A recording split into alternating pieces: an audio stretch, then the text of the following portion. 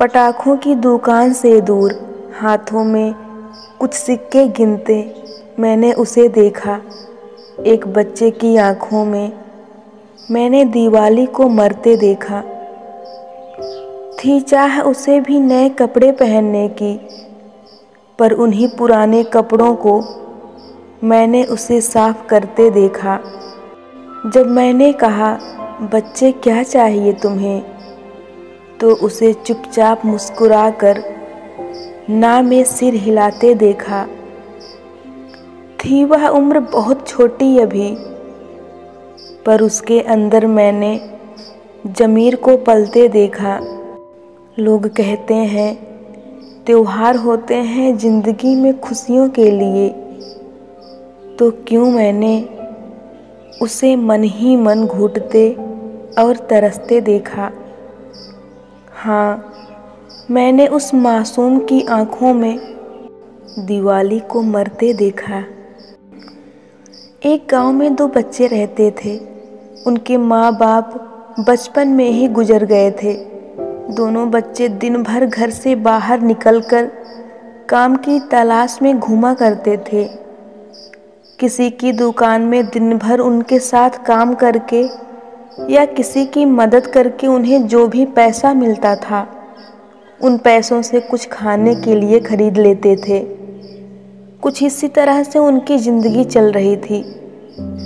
एक दिन दोनों बच्चे घर से बाहर काम की तलाश में निकले थे। उस दिन सुबह से शाम हो गई, लेकिन उन्हें कोई काम नहीं मिला। दोनों सुबह से भूखे प्यासे शाम तक काम की तलाश में भटकते रहे। अंत में निराश होकर घर वापस लौट रहे थे। वहीं पास से गुजरते हुए एक सज्जन व्यक्ति ने जब दोनों बच्चों को भूख से परेशान देखा, तो उन्होंने बच्चों को कुछ पैसे दिए और बोले कि जाओ कुछ खरीद कर खा लेना। दोनों बच्चे बहुत खुश हुए और पास के दुकान से कुछ खाने की चीज़ें लेकर आए और दोनों बैठकर खाने लगे। दोनों के पास अभी कुछ पैसे बचे हुए थे।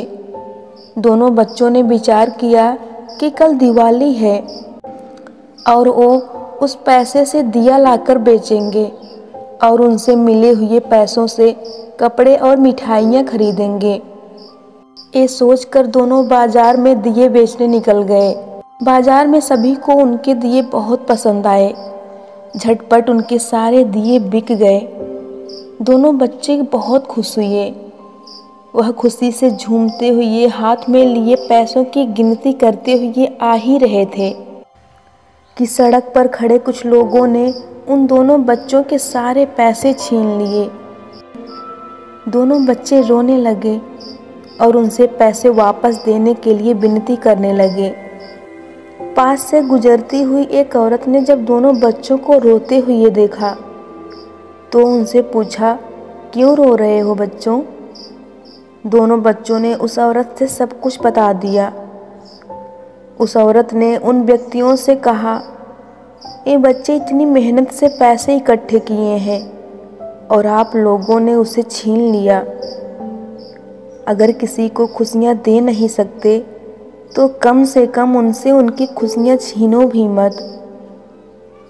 दिवाली में लोग खुशियाँ बांटते हैं, लेकिन आप तो इन बच्चों से इनकी खुशियाँ छीन रहे हैं। उस औरत की बातें सुनकर उन लोगों की आंखों में आंसू आ गए और वो दोनों बच्चों से माफ़ी मांगने लगे और उन्हें उनके पैसे वापस कर दिए और दोनों बच्चे फिर से खुश हो गए। दोनों बाजार गए, मिठाइयाँ और नए कपड़े खरीदे और घर वापस चले गए। दिवाली का त्यौहार बुराई पर अच्छाई की जीत का प्रतीक माना जाता है। इस दिन भगवान श्री राम रावण का वध करके 14 वर्षों का वनवास खत्म करके अयोध्या लौटे थे।